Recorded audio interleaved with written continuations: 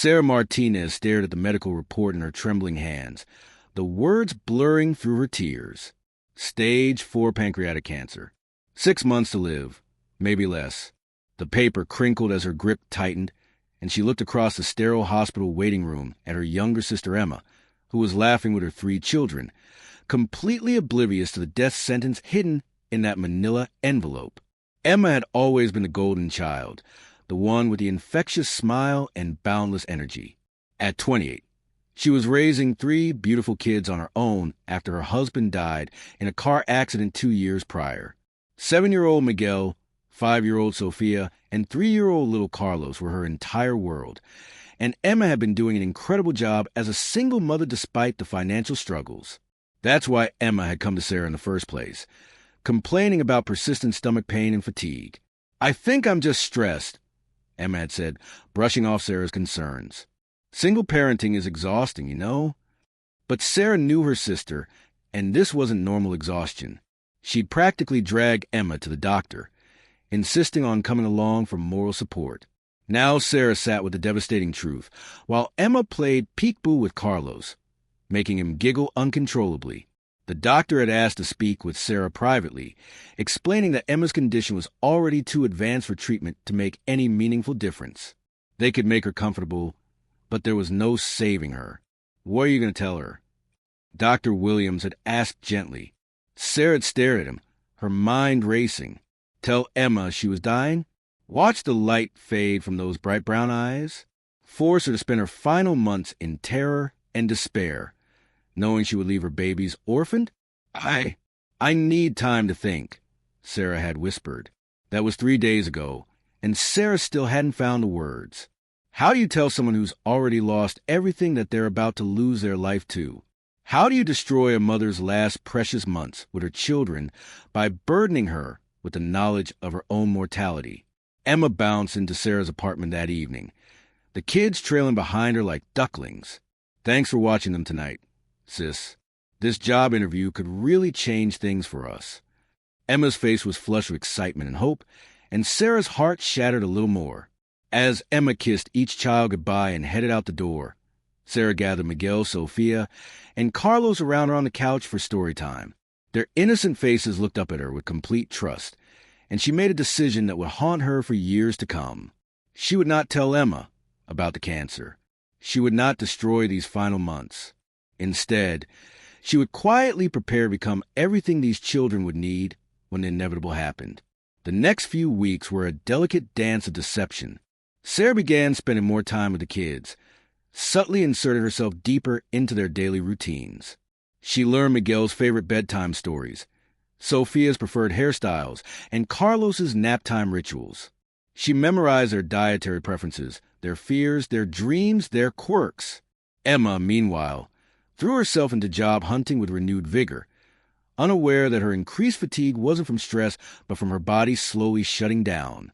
Sarah watched helplessly as her sister's appetite decreased and her energy waned, all while Emma attributed it to the challenges of single motherhood. "I think I'm getting a hang of this work-life balance thing," Emma said one afternoon, collapsing onto Sarah's couch after dropping the kids off. "Though I swear these little monsters are getting heavier every day." She laughed. But Sarah noticed a slight wheeze in her breathing. By the second month, Emma's symptoms were becoming harder to ignore. She was losing weight, though she claimed it was stress-induced. Her skin had taken on a slightly yellow tinge, which she dismissed as needing more sun. The stomach pain was getting worse, but she insisted it was just anxiety about money. Sarah found herself living a double life. During the day, she researched guardianship laws and quietly began the legal process of becoming the children's emergency contact. She opened a savings account specifically for their future needs and started putting aside every extra penny. In the evenings, she watched Emma slowly deteriorate while maintaining a facade of normalcy. The hardest part was watching Emma make plans for a future that would never come. She talked excitedly about Miguel starting second grade, about Sophia's upcoming dance recital, about teaching Carlos to ride a bike. Each conversation was like a knife twisting in Sarah's chest. "You know what?" Emma said one evening, her voice weak but determined. "I think we should take a family vacation next summer. Maybe Disneyland?" The kids would love it, and I've been working so hard lately." She coughed, a harsh sound that made Sarah's blood run cold. "That sounds wonderful," Sarah managed to say, her voice steady despite the tears she was holding back. The kids would absolutely love that. By the third month, Emma was having trouble hiding her illness from the children. She was napping frequently, claiming she was just tired from her new job. Sarah had fabricated an entire fictional workplace for Emma, complete with demanding hours and difficult colleagues, to explain away her sister's increasing absences and fatigue. Miguel, being the oldest, was starting to ask questions. "Why is Mama sleeping so much?" he asked Sarah one afternoon while they colored together. Sarah's hand froze over a crayon. "Sometimes grown-ups need extra rest when they're working hard," she said carefully. "Your mama loves you very much, and she's doing everything she can to take care of you." It wasn't technically a lie, but it felt like one. If this story truly touches your heart, let's speak for you. Like this video, subscribe to be part of our journey, and share your feelings in the comments. The deception became more elaborate as Emma's condition worsened. Sarah began telling the children that their mother had to travel for work, explaining her frequent hospital visits as business trips. She created an entire alternate reality where Emma was thriving professionally while slowly dying in private. During one of Emma's business trips, which was actually a 3-day hospital stay for pain management, 5-year-old Sophia crawled into Sarah's lap with tears in her eyes. "Tia, Sarah, why doesn't Mama call us when she's on her trips?" Sophia asked. She always used to call. Sarah's throat constricted. Emma had been too weak to speak on the phone the last few times, but Sarah couldn't explain that to a 5-year-old. "Sometimes the phone service isn't very good where Mama has to work," she said, stroking Sophia's soft hair. "But she thinks about you every single second, baby girl." By the 4th month, Emma was spending more time in the hospital than at home, though the children believed she was traveling constantly for her increasingly demanding job. Sarah had become their primary caregiver in all but name, handling school drop-offs, doctor appointments, bedtime routines, and everything in between. The most devastating moment came when Carlos, barely 3 years old, started calling Sarah Mama by mistake. Emma had been gone for another business trip, and Carlos was confused about why his mother kept disappearing.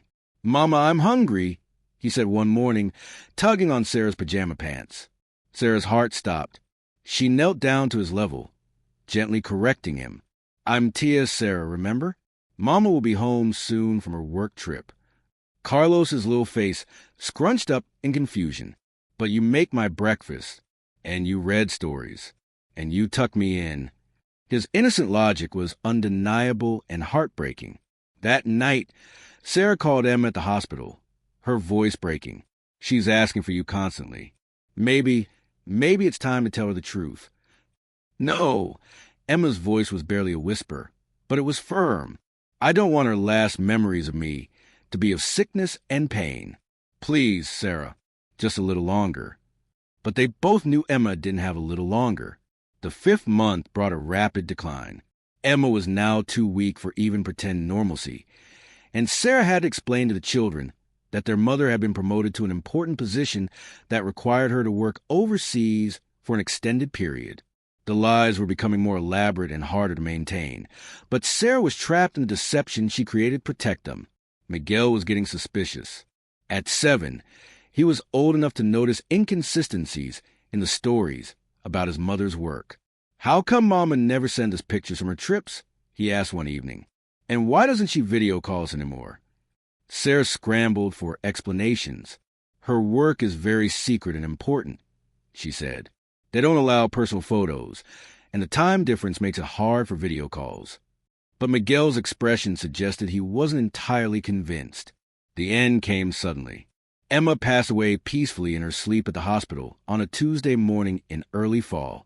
Sarah received the call while she was making breakfast for the children, and she had to excuse herself to the bathroom to break down completely before returning to serve them their cereal with a smile. "Is Mama coming home today?"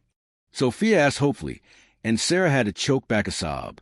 "Not today, sweetheart. She's still working very hard." That afternoon, after dropping the kids at school, Sarah sat in the hospital room with Emma's still form, finally allowing herself to grieve. Her sister looked peaceful, finally free from pain. But Sarah felt like her world was crumbling. The hardest part wasn't just losing Emma. It was knowing that she now had to continue to lie indefinitely to protect 3 innocent children. The funeral was held while the children were at school, with only Sarah and a few close friends in attendance. Sarah told Miguel, Sophia, and Carlos that their mother's work assignment had been extended indefinitely, and that she would be taking care of them for a while longer. Days turned into weeks, weeks into months. Sarah legally adopted the children, telling them it was just paperwork to make sure they could stay together while their mama was away. She sold Emma's apartment and moved the kids into her larger home, creating bedrooms for each of them and trying to maintain as much normalcy as possible.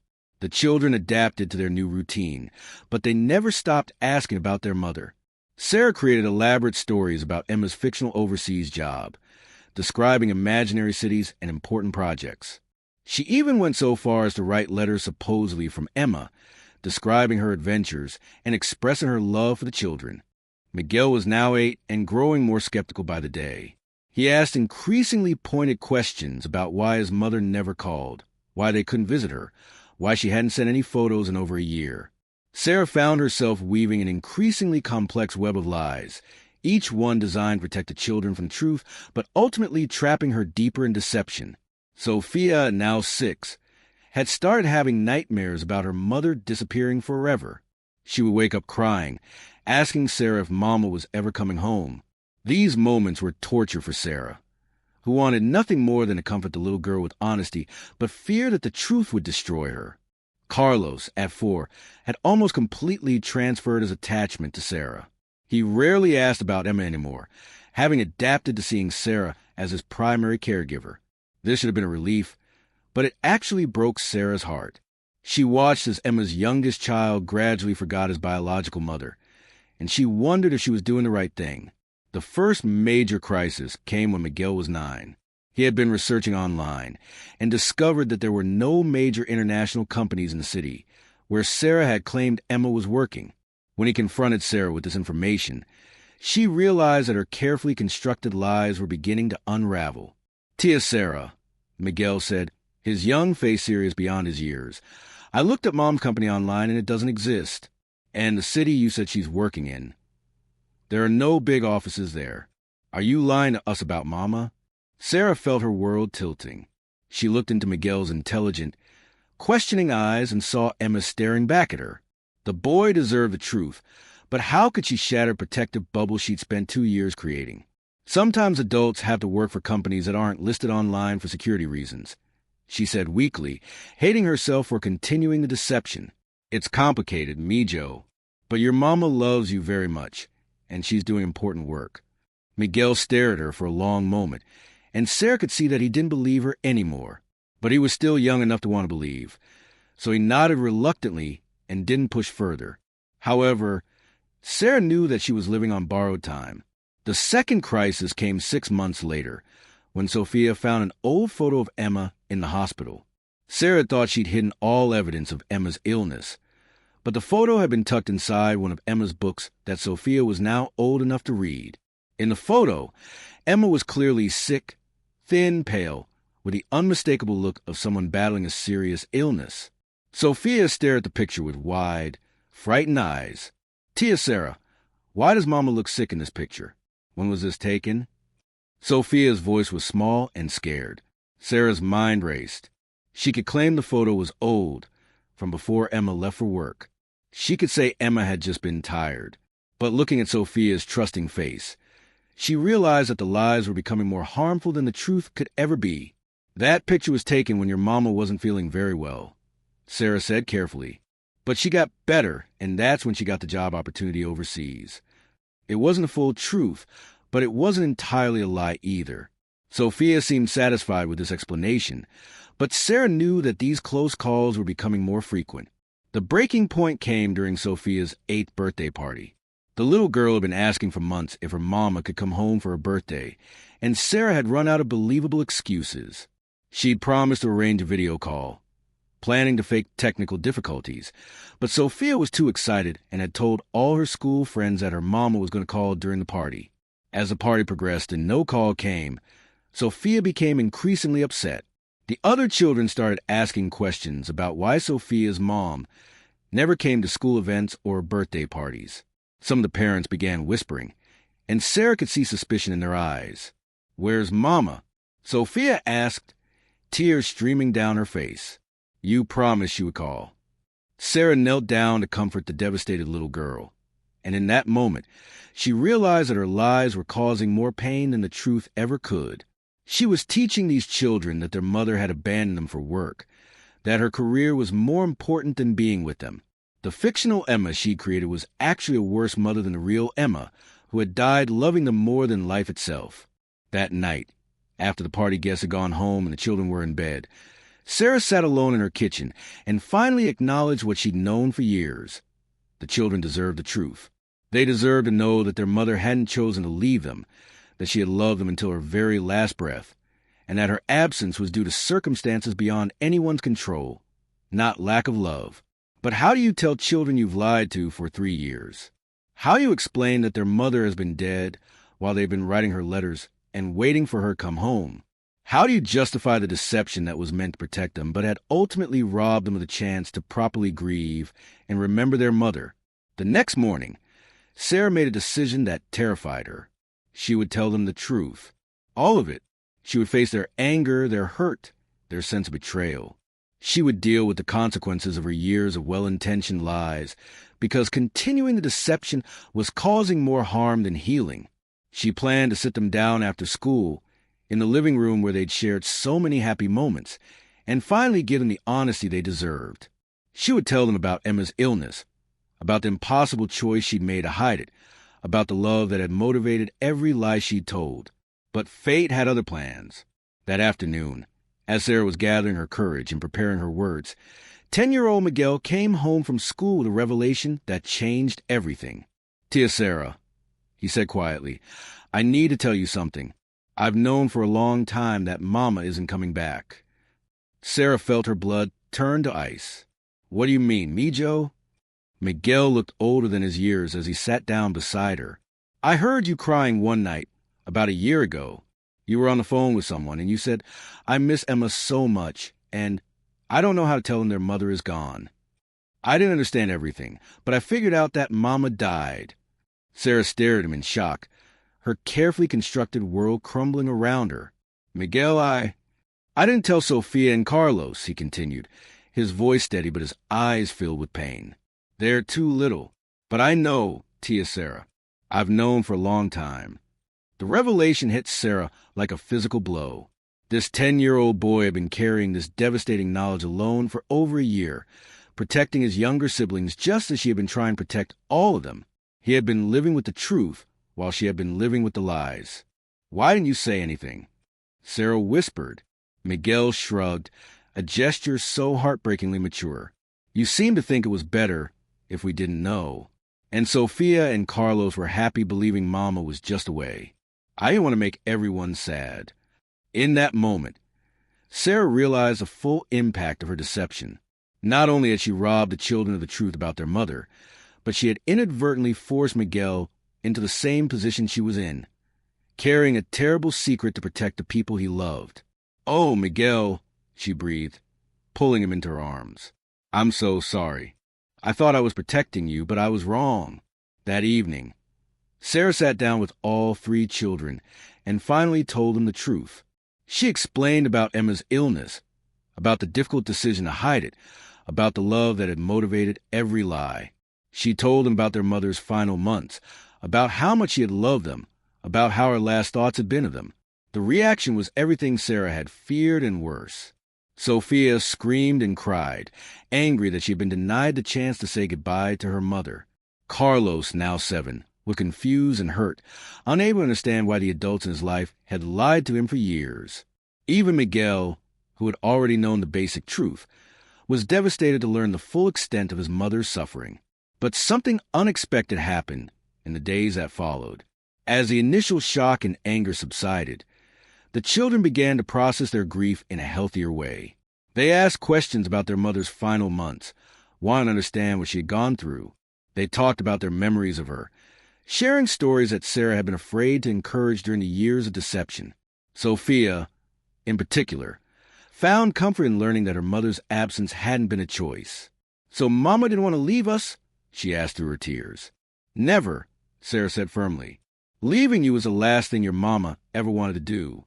She loved you more than anything in the world." The family began the long process of healing from both Emma's death and the years of deception that had followed.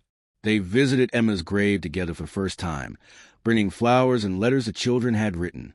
They looked through photo albums that Sarah had hidden away, celebrating Emma's life instead of pretending it was continuing elsewhere.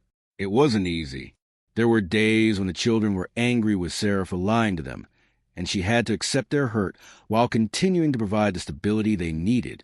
There were nights when they all cried together, grieving not just for Emma, but for the lost years of honest mourning. But slowly, gradually, they began to heal as a real family. The children started calling Sarah Mom naturally, without the confusion and guilt that had surrounded the issue before. They could honor Emma's memory while accepting Sarah as their present reality. Miguel, now 11, surprised Sarah one day with his wisdom. "I understand why you lied," he said as they worked together in the garden Emma had once tended. "You were trying to take care of us the way Mama would have. But I think Mama would have wanted us to know the truth." Sarah nodded, tears in her eyes. "You're right, Mijo. I was so afraid of causing you pain that I forgot that pain is sometimes necessary for healing." Years later, when the children were teenagers, they would look back on this period as a turning point, not just because they learned the truth about their mother's death, but because they learned about the complexity of love, the weight of good intentions, and the importance of honesty even when truth is painful. If you made it all the way here, it means this story truly held you. So don't leave without showing some love. Hit like, subscribe to stay with us, and drop a comment. I'll be here, reading every word you share. Sophia became a nurse, inspired by her mother's battle with cancer and her desire to help other families facing similar challenges. Miguel became a therapist, drawn to helping children process grief and trauma. Carlos, the youngest, became a teacher, wanting to provide the kind of stability and honesty he had eventually found with Sarah. They all maintained a complicated relationship with the years of deception. They understood Sarah's motivations, even as they recognized the harm that had been caused by the lies. They learned to separate Sarah's love from her mistakes, and their gratitude for her sacrifice from their hurt over her deception. In family therapy, which they attended together for several years, they worked through the layers of grief, betrayal, forgiveness, and love that had shaped their unusual family story. The therapist helped them understand that Sarah's choice, while misguided, had come from a place of profound love and desperate protection. "Sometimes people make wrong choices for right reasons," the therapist explained. "That doesn't make the choices correct, but it helps us understand and forgive." As adults, the children maintained close relationships with Sarah, who they considered their true mother in every way that mattered. But they also worked to keep Emma's memory alive, sharing stories about her with their own children and ensuring that her love and sacrifice were never forgotten. Miguel named his daughter Emma, telling her about the grandmother she would never meet, but whose love had shaped the family in profound ways. Sophia kept Emma's photo on her desk at the hospital where she worked, drawing strength from her mother's memory during difficult days. Carlos wrote a children's book about a mother's love that transcends death, inspired by his complex family story. The story of Sarah's deception and the family's eventual healing became a testament to the complicated nature of love and protection. It demonstrated that sometimes the people who hurt us most are also the ones who love us most, and that good intentions don't always lead to good outcomes. In her later years, Sarah often reflected on the choice she had made in that hospital waiting room so many years before. She never fully regretted her decision to hide Emma's illness, understanding that she had acted out of love and a desperate desire to protect innocent children from unbearable pain. But she did regret the years of lies that followed, recognizing that she had underestimated the children's capacity for resilience and truth. "I was so afraid of their pain that I forgot pain can lead to healing," she would often say. "I tried to protect them from grief, but grief is love with nowhere to go. They needed to feel it to heal from it." The family story became a powerful reminder that love sometimes means making difficult choices, even when those choices later proved to be wrong. It showed that families can survive deception, betrayal, and loss if they're willing to face the truth together and work toward healing. Most importantly, it demonstrated that children are often stronger and more resilient than adults give them credit for. Miguel's ability to carry the secret for over a year showed a maturity beyond his years, while Sofia and Carlos's eventual acceptance and forgiveness proved that young hearts are capable of understanding complex motivations and emotions. Emma's legacy lived on not just in her children, but in the lesson her death taught about the importance of honesty in the face of unspeakable pain. Her love had been pure and uncomplicated, and she would have wanted her children to remember her truly rather than living with comfortable lies. In the end, the family found a way to honor both Emma's memory and Sarah's sacrifice, understanding that love comes in many forms, and that families are built not just on blood, but on choice, commitment, and the willingness to face truth together, no matter how painful that truth might be. The children grew up knowing they had been loved by two mothers, one who gave them life and loved them until her last breath, and another who gave them everything she had to ensure they could thrive despite their loss. Both loves were real, both were valuable, and both had shaped them into the compassionate, strong adults they became. This story serves as a reminder that there are no perfect choices when facing impossible situations, only human beings doing their best with limited options and unlimited love. Sometimes the greatest acts of love involve making mistakes, owning them, and finding a way to heal together as a family.